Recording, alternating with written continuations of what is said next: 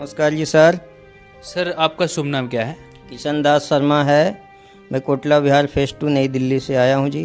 Sir संत रामपाल जी महाराज जी से जुड़ने से पहले आप क्या भक्ति साधना करते थे? संत रामपाल जी महाराज के जुड़ने से पहले मैं शंकर भगवान और बजरंगबली का ही भक्ति करता था। मैं ज़्यादातर शंकर भगवान को इष्ट रूप में मानता था और मैं कांवड़ लेकर के भी जाता था और 6 साल तक के कांवड़ लेकर गया हूँ। और कांवड़ लेकर जाता तो मैं बड़े कट्टर भगत था शंकर जी का। कांवड़ लेकर जब जाता था मैं तो रास्ते में एक बार रखता था बस, जो लंच करने के लिए, और उसको कांवड़ को ज़मीन पर भी नहीं रखने देते थे, ऊपर रखते थे और जल ढार करके तब आते, तब मेरे को शांति होता था।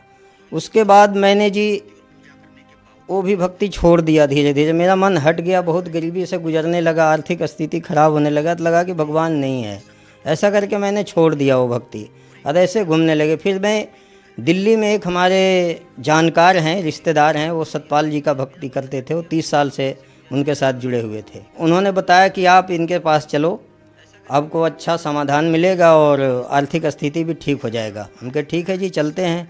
तो मैंने सतपाल जी को भक्ति किया।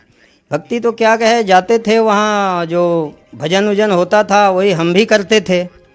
तो फिर एक दिन मैंने उनको कहा जी कि नाम दीक्षा कब मिलेगा? बोला जी गुरु आएंगे तब मिलेगा। हम कहे ठीक है जी। तो एक दिन सतपाल जी आए और बैठ गए, सबको दर्शन के लिए लाइन में लगा दिए, तो मैं भी लग गया। क्योंकि ठीक है जी। तो उनके मैंने देखा कि उनके पैर पे तकिया रख दिए और सब जा रहे हैं, उनको पैर को तकिया को छू करके और सब जा रहे हैं, जो पैसा देना है दीजिए, नहीं तो चले गए। कोई बात नहीं, मैं भी 10 रुपया दिया जी।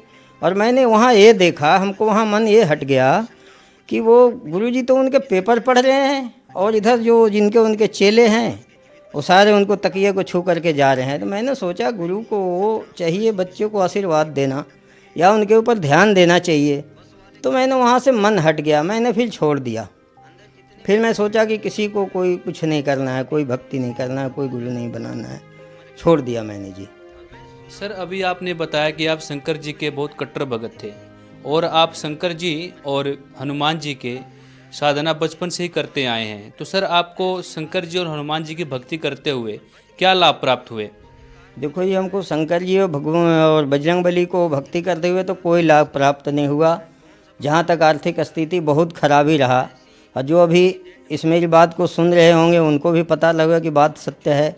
मेरी आर्थिक स्थिति तो बहुत ख़राब था, एक एक रुपया के लिए तरस जाता था और घर में बहुत तंगी था, गरीबी बहुत था जी। सर आप संत रामपाल जी महाराज जी के शरण में कैसे आए? सर संत रामपाल जी महाराज की शरण में ऐसे आए, एक गणेश जी थे किबरी प्लेस के, उन्होंने मेरे को दिया था भक्ति सौदागर संदेश का एक पुस्तक। तो कहा जी आप पढ़ो इसको और इसको पढ़ के देखना। तो फिर मैंने पढ़ा उसको, 11 पन्ने पढ़ा जी। तो 11 पन्ने पढ़ने के बाद ही उसमें जो जो प्रमाण दिया हुआ था कि ब्रह्मा विष्णु महेश अजर अमर नहीं है, इनके माता पिता है, इनकी भक्ति करने से कोई लाभ नहीं होगा, इनको भक्ति अधूरा है, वो परमात्मा कोई और है। तो मैंने देखा कि ये तो बहुत अजब बात है। संत रामपाल जी महाराज को जो पुस्तक था भक्ति सौदागर का संदेश, उसमें एक प्रमाण दिया हुआ था कि 3रा स्कंद में है वो देव पुराण का, कि ब्रह्मा विष्णु महेश अजरो अमर नहीं है। तो मेरे को बहुत अजीब सा लगा कि तो बहुत बड़ी बात है, अजरो अमर नहीं है, सब कह रहे हैं कि अजरो अमर है। तो मैं हिल सा गया। फिर मैंने कहा नहीं, इनको चेक करना चाहिए, देखना चाहिए कि सही बोल रहे हैं गलत बोल रहे हैं। तो मेरे पास वो देव पुराण पड़ा हुआ था, तो मैंने जा कर के उसमें देखा तो एज इट इज पाया।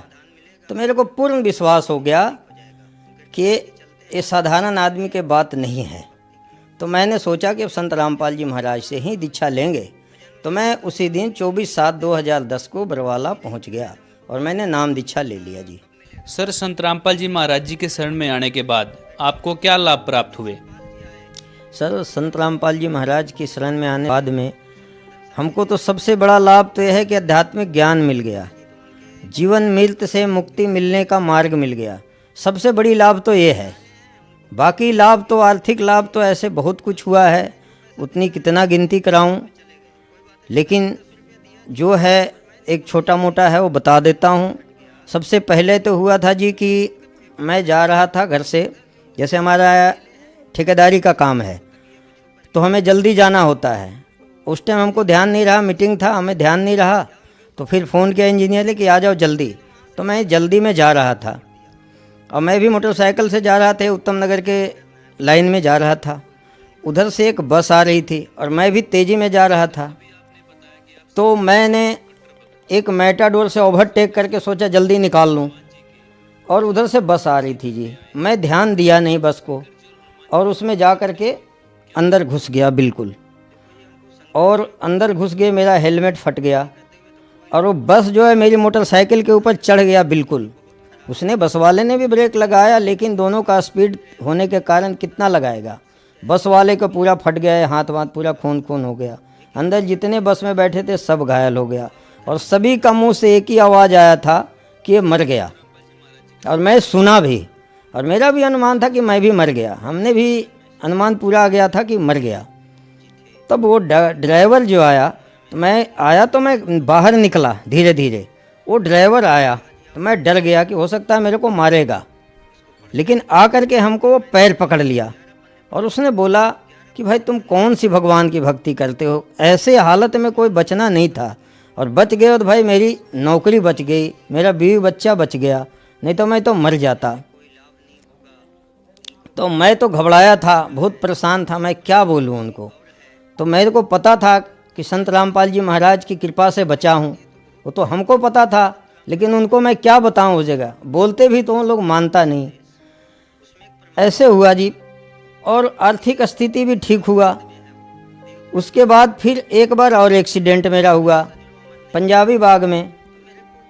मैं उधर से पंजाबी बाग से यू टर्न करके ला रहा था फिर इधर जाने के लिए अपना आज़ादपुर के तरफ, और उधर से ढलान से एक कार आ रही थी।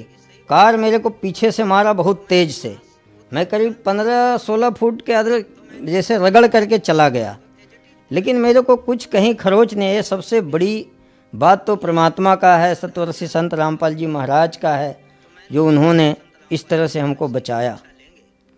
फिर उसने, कार वाले ने आया, बोला भाई एक बात बता, तू किसकी भक्ति करता है, कौन सा भगवान को पूजता है जो ऐसी एक्सीडेंट में तुमको कुछ हुआ नहीं। मैं चुपचाप रहा। मैं तो समझ रहा था कि संत रामपाल जी महाराज की कृपा है मेरे ऊपर, इसलिए अभी बच रहा हूँ, नहीं तो मैं बचता नहीं जी। सर, आज संत रामपाल जी महाराज जेल में हैं। जेल में होते हुए भी संत रामपाल जी महाराज जी की लोकप्रियता दिन प्रतिदिन बढ़ती जा रही है, इसका क्या कारण है सर? और जेल में तो नानक साहब भी गए थे, जेल में महात्मा गांधी जी भी गए थे, तो जेल में होना कोई बड़ी बात नहीं है। जब जब ये सिस्टम को कोई जानने की कोशिश किया है तो वो महापुरुष जेल में गया है। जैसे ईसा मसीह जी को उन्होंने ज्ञान को ऊपर लाने की कोशिश किया तो उनको भी क्रश करवा दिया गया।